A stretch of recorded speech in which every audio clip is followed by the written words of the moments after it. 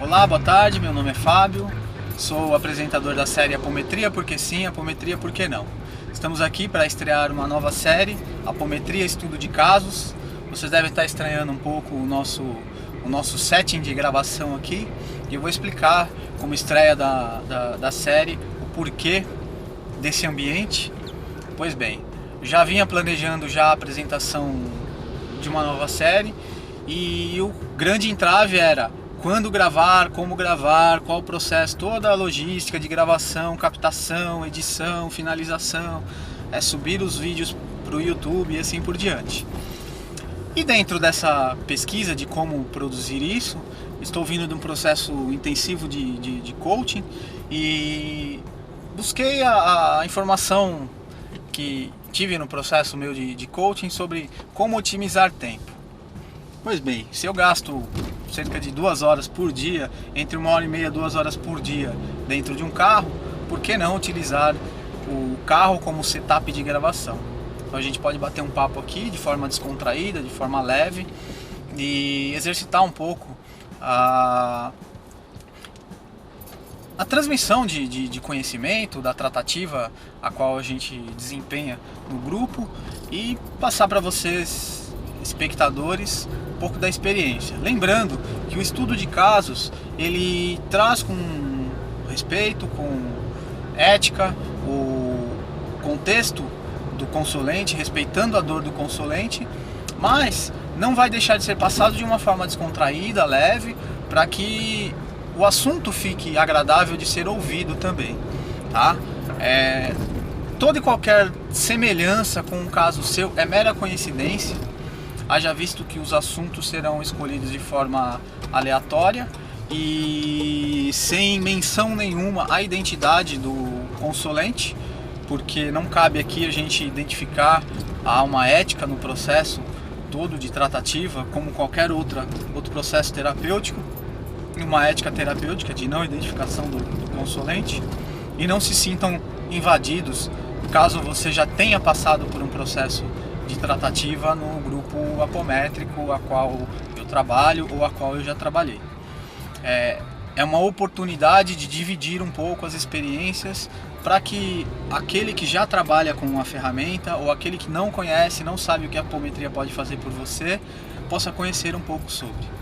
Pois bem, então iniciamos com o primeiro tema, chamado 49 Magos Negros, intitulado como 49 Magos Negros.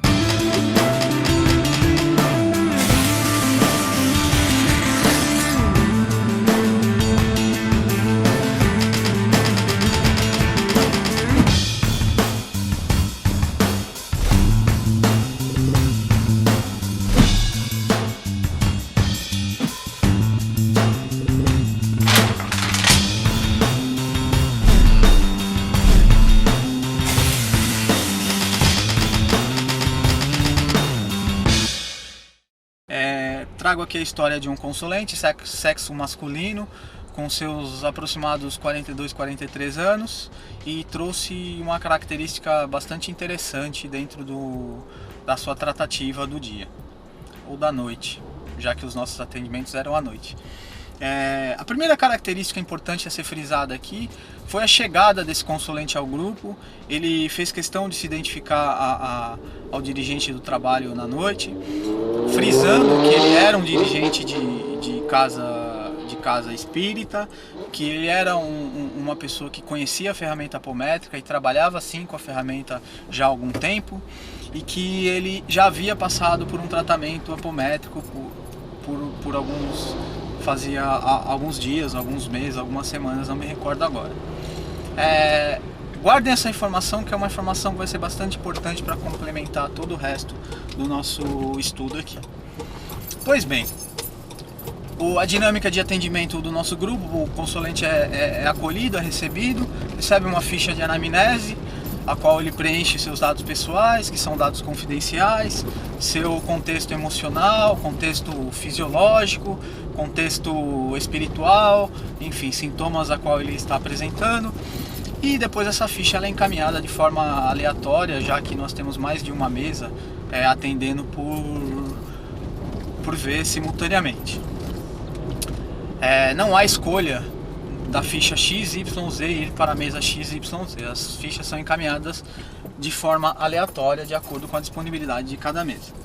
Pois bem, lembro-me que nós tínhamos como composição de mesa nesta noite 3 a 4 médiuns, estava eu como operador, e coincidentemente ou não, esse consulente ele foi encaminhado à minha mesa de atendimento. E procedimento básico, montado o campo de força, desdobrado os médiuns, verificado como é que está a estrutura do campo de força, consulente é chamado, onde é feita uma leitura breve da ficha de anamnese e é pedido sempre que o consulente narre um pouco também da sua situação. Nem sempre o que ele narra condiz com aquilo que ele escreveu, tá?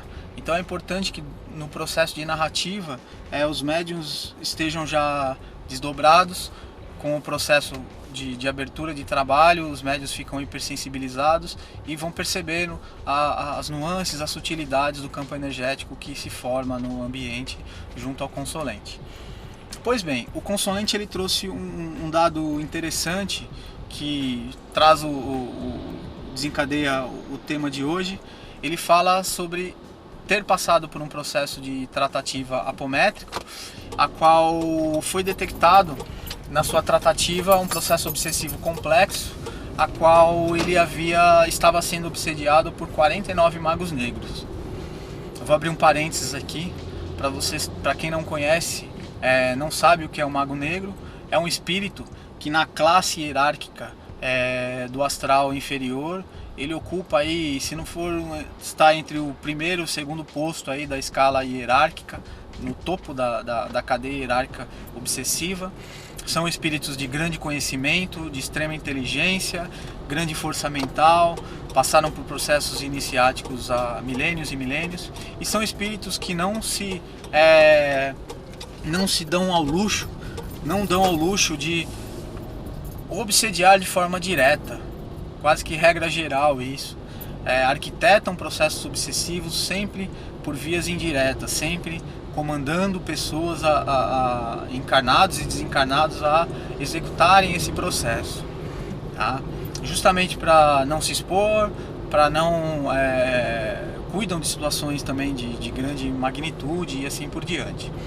O espírito desse grau hierárquico, ele também costuma obsediar pessoas que estão fazendo algo de significativo para o contexto humano, tá?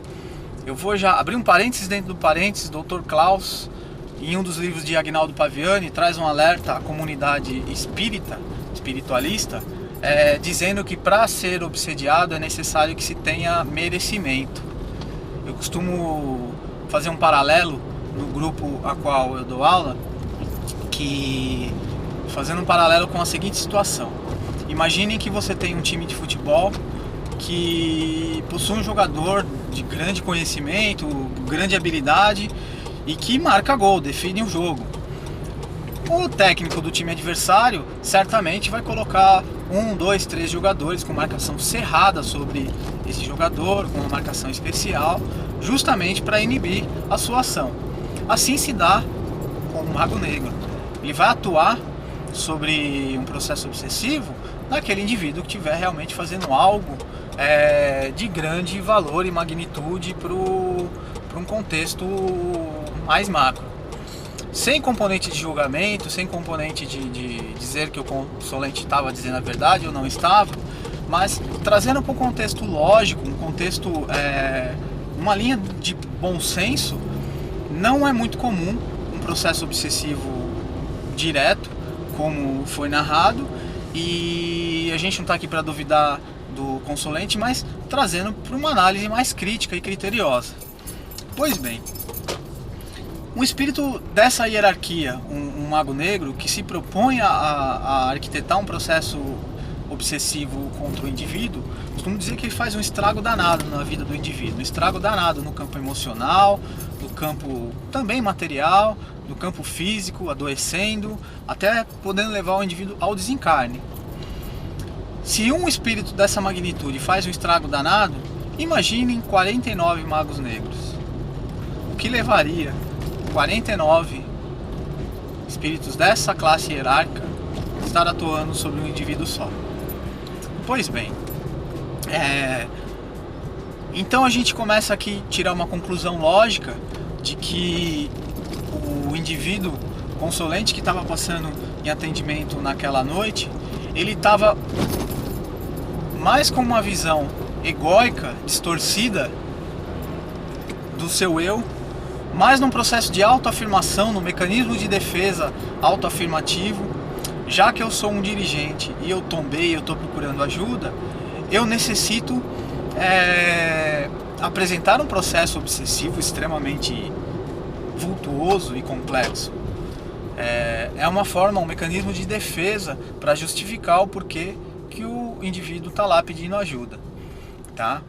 Então, aberta a frequência do consolente, checado os níveis, vários níveis em processos de reajuste, de acerto, vários chakras com problema, um total desequilíbrio em todos os chakras, várias ressonâncias que foram tratadas, encaminhadas para o hospital após a tratativa, o acolhimento e assim por diante. O foco principal aqui desse estudo não é trazer então os detalhes do processo de tratamento do consolente a qual trouxe esse tema à tona, e sim trazer a característica apresentada dos 49 magos negros, justamente para a gente ter como aprendizado aqui o grau de magnitude que é um processo obsessivo desse, e que justamente, parafraseando o que o Dr. Klaus diz, para ser obsediado é necessário ter merecimento.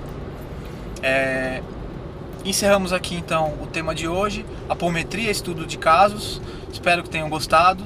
Acessem www.integra7.com.br, assistam, se inscrevam no nosso canal, acompanhem a série Apometria porque sim, Apometria porque não, e tem uma outra abordagem sobre a questão da técnica apométrica, e curtam a nossa fanpage, nos acompanhem, que teremos novidades aí semanalmente. Um grande abraço a todos e até a próxima.